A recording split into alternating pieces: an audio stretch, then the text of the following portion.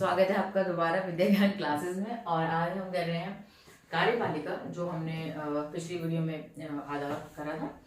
तो कार्यपालिका, ठीक है।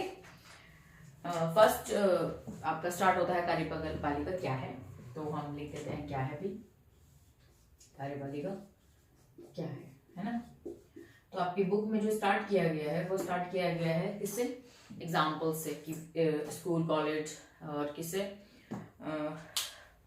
बैंक, बिजनेस और इन चीज़ों से स्टार्ट किया है, ठीक है। तो क्या होता है इसमें बताया गया है कि निर्णय कौन ले, मैनेजमेंट जो होता है वो निर्णय लेता है। इन सब में प्रशासनिक ढांचा होता है वो निर्णय लेता है और उसे लागू करवाता है, ठीक है। एक एक जो क्या है, एक क्या बोलते हैं, मतलब एक मैनेजमेंट कोटा जो होता है, एक मैनेजमेंट होता है, वो क्या करता है, मैनेजमेंट अपना काम करता है निर्णय लेने का, बैठ के निर्णय ऐसे, मतलब ये निर्णय होने चाहिए, इस तरह से कानून बनना चाहिए, इस तरह से नीति बननी चाहिए, इस तरह से उसे लागू करवाने का काम कौन करता है, प्रबंधन करता है, कार्यपालिका करती है, ठीक है। तो बस यही है कार्यपालिका। तो कीवर्ड क्या है इसमें, निर्णय, नियम, कानून को कुछ भी हो सकते हैं ना, इनके जो निर्णय लेंगे ना, ये है इनको लागू कौन करवाता है, दूसरा क्या है, लागू। एग्जाम्पल्स में बता रही हूँ, ये 3 चीजें आई हैं, लागू, ठीक है। जो लागू करवाएगा उसको ही हम कार्यपालिका कह देते हैं। सिंपल और साफ शब्दों में बोला गया है। आपके फर्स्ट पैराग्राफ के लास्ट लाइन है, कार्यपालिका के क्या अर्थ है, व्यक्तियों के उस समूह को कहते हैं जो कायदे कानून के संगठन में रोजाना लागू करते हैं, जो नियम कानून बनाते हैं उसको उस संगठन में, है ना, स्कूल को एक संगठन बोल दिया, बैंक को एक संगठन, तो उस संगठन में वो लागू करवाता है, ठीक है, वो है। नेक्स्ट है नेक्स्ट पैराग्राफ, अब आ गई है देश की बात, ठीक है, ये तो एग्जाम्पल्स थे। अब देश की बात आ गई है, सरकार के मामलों में भी, ठीक है, सरकार में भी एक संस्था नीति निर्णय लेती है और नियम और कायदों के बारे में तय करती है, जिसे हम क्या कहते हैं, विधायिका कहते हैं। मैं यही बता रही हूँ आपको, इसमें बताया नहीं क्या, इसे विधायिका कहते हैं, जो नियम कानून बनाती है संसद में, ठीक है। दूसरे उसे लागू करने की जिम्मेदारी निभाती है। लागू कौन करता है, हमारी कार्यपालिका। सरकार का वह अंग जो इन नियम कानून को लागू करवाता है उसे हम प्रशासन का काम करता है और कार्यपालिका कहलाता है, ठीक है। प्रशासन में जो चीज नियम कानून जो बनाए जाते हैं उसको लागू करवाने का काम करता है, उसे कार्यपालिका कहते हैं।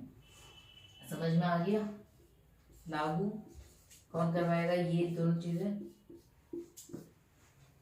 कार्यपालिका।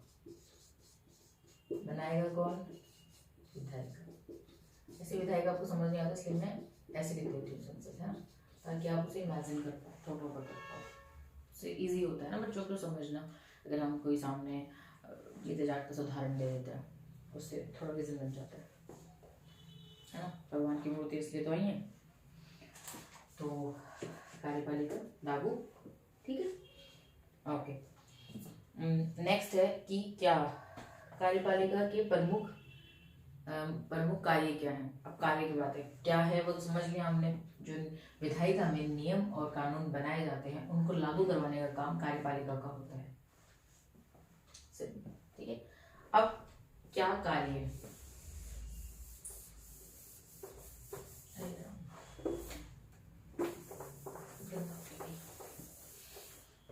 कार्य,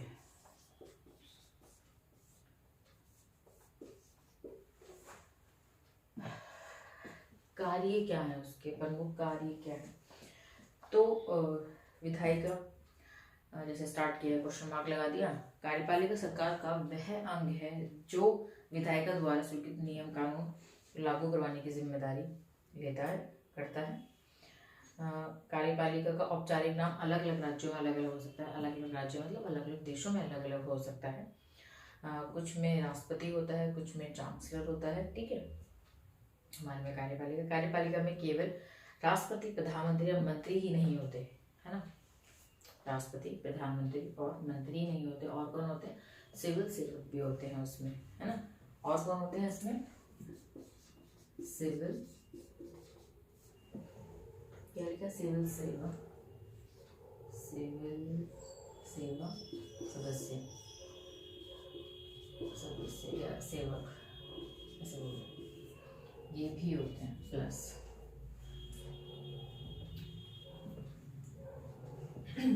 तो इसीलिए स्थायी और अस्थायी हो जाती है।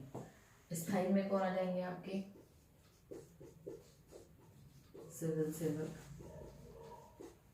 जो अपने रिटायरमेंट में ही रिटायर होते हैं, तो ये 62 साल में रिटायर हो जाते हैं ना। और ये कितने साल में हो जाते हैं? 5 साल का इनका कार्यकाल होता है, 5 साल में मिल जाते हैं। तो इसमें कौन कौन आ जाते हैं? सरकार के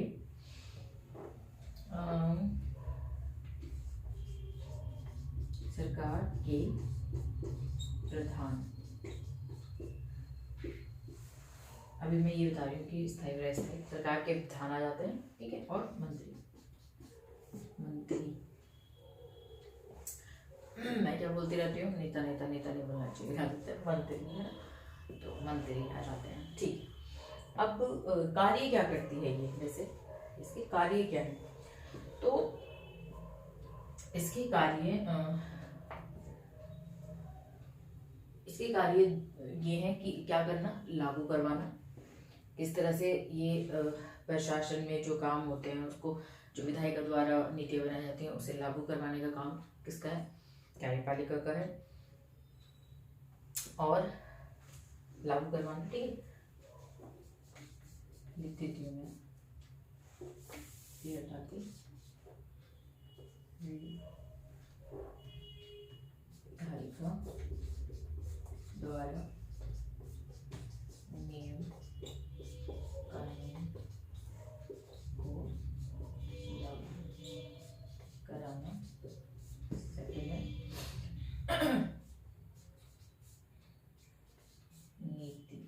नीति निर्माण में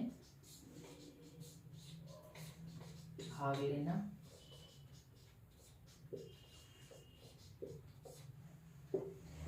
लेना, और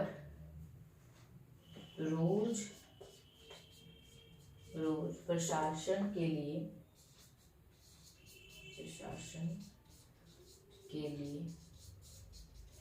उत्तरदायी होते हैं, उत्तरदायी, ठीक है, उत्तरदायी होना।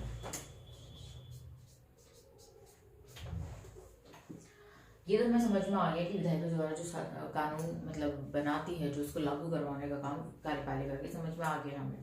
कार्यपालिका 2 टाइप्स की होती है जो काम करती है, जो लागू करवाने का। एक सिविल सर्वेंट वाले IAS, ठीक है, ये, और स्थायी जो सरकार के प्रधान होते हैं, ठीक है, समझ में आ गया। नेक्स्ट पॉइंट है नीति निर्माण के भाग लेना। अभी तो ये लागू करते हैं, अभी नीति निर्माण में बना रहे हैं, जो विधायिका का काम है, नीति निर्माण का काम विधायिका का है, वो कार्यपालिका कैसे कर रही है? तो जो ये लोग हैं, सरकार के प्रधानमंत्री और मंत्री परिषद, जो सरकार इस टाइम पे क्या ही है, जो सरकार जीती है, वो कार्यपालिका में भी होती है। संसद में तो होती ही है, संसद में तो है ही, कार्यपालिका में भी होती है, ठीक है। जो कानून बनाए जाते हैं संसद में, उसे लागू करवाने का काम भी कार्यपालिका का होता है, और उसमें कुछ लोग, सरकार के प्रधान, उसमें भी होते हैं। तो नीति निर्माण में भी आ गए ये लोग, संसद में भी होते हैं और कार्यपालिका में भी होते हैं, इसीलिए नीति निर्माण का कार्य भी करती है, ठीक है। रोज जो प्रशासन के लिए उत्तरदायी होते हैं, है ना, IPS हो गया, IPS के अंदर पूरी पुलिस फोर्स हो जाती है। ये प्रशासन के जो काम होते हैं, जो IAS हैं, जो पूरा जिला संभालते हैं, वो हो गए। तो डेली जो प्रशासन में होता है काम, वो कौन करता है? वो स्थायी कार्यपालिका कहलाई जाती है, ठीक है, वो करती है। तो ये इनके कार्य हो गए, ठीक है, सिंपल है इसके कार्य, समझ में आ गया। ये है आपका कार्य हो गया। अब नेक्स्ट पॉइंट है आपका कार्यपालिका कितने प्रकार की होती है। तो कार्यपालिका कितने प्रकार की होती है, अब हम प्रकार देख रहे हैं इसके, समझ में आ रहा है ना। लागू करने का काम इसका है, और स्थायी कार्यपालिका, अस्थायी कार्यपालिका, है ना। ये आपकी बुक में नहीं है, आपकी बुक में स्थायी कार्यपालिका दी गई है, जिसको सिर्फ अस्थायी आपको समझने के लिए, समझाने के लिए, ताकि आपको ईजी हो जाए, है ना। तो अगला है कितने प्रकार की होती है, कितने प्रकार की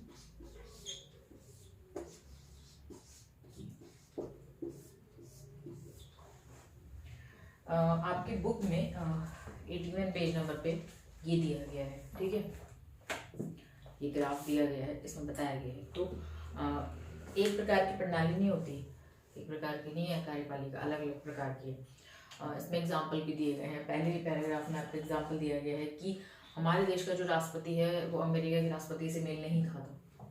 हमारे वहाँ पे राष्ट्रपति ही सबसे ऊपर है। हमारे देश में राष्ट्रपति की औपचारिक शक्तियाँ हैं, सलाह मंत्री परिषद की सलाह पर कार्य करता है वो। तो दिख रहा है जो सलाह पे कार्य करता है, और वो जो सरकार का प्रधान है, जो देश का प्रधान है, तो कितनी शक्ति है, राष्ट्रपति वो भी राष्ट्रपति ही भी है। तो प्रणाली की वजह से जब भी कुछ ऐसे दिखे तो हम पहले वहाँ की प्रणाली पढ़ते हैं कि कौन सी प्रणाली से ये देश बिलोंग करता है, जो भी, तब हम पता लगाते हैं कि इसकी शक्तियाँ इस तरह की होंगी, है ना। तो इसीलिए समझना अच्छा हो जाता है, ईजी हो जाता है उस देश को। तो प्रणाली, इसलिए प्रणाली इम्पोर्टेंट है। एग्जाम्पल दिए गए हैं आपकी बुक में कि देशों के नाम आए हैं, ठीक है, उन देशों के नाम देख लेना मैप में, ज़्यादा घुसने की जरूरत है, दूर से दिख जाएंगे तो अच्छा रहेगा, देख लोगे आप तो एक बारी। तो ये है। फिर पहले अमेरिका को तो बता ही दिया मैंने। दूसरे में बताया गया है कि इंग्लैंड की महारानी और नेपाल का राजा, उनकी शक्तियाँ बिल्कुल अलग है, क्योंकि संसदीय व्यवस्था अलग है। राजा, नेपाल में अब कोई राजा नहीं है, जब भी आपकी बुक बनी तब वहाँ पे राजा था, अब नहीं है। और अब तो वहाँ पे लोकतंत्र है, वहाँ पे भी चुनाव होते हैं, तो अब नहीं है, बट कहीं और का राजा का एग्जाम्पल अलग होगा, है ना। तो ये है भारत और फ्रांस के दोनों देश प्रधानमंत्री हैं, पर उनकी भूमिका बिल्कुल अलग है जी, बिल्कुल अलग है। तो हम अगले में आपके हम क्या करेंगे, कितने प्रकार की है कार्यपालिका वो समझेंगे। और पहले मैं आपको बताऊंगी संसदीय व्यवस्था, अध्यक्षात्मक, इनको बताऊंगी अच्छे से। फिर हम एग्जांपल्स करेंगे जो आपकी बुक में 80 पेज नंबर पे दिए गए हैं। पहले हम 81 पेज नंबर करेंगे, ठीक है, फिर 80 पेज नंबर पे आएंगे और फिर उसको अच्छे से समझेंगे। तो आज के लिए इतना ही। Thank you, goodbye, take care.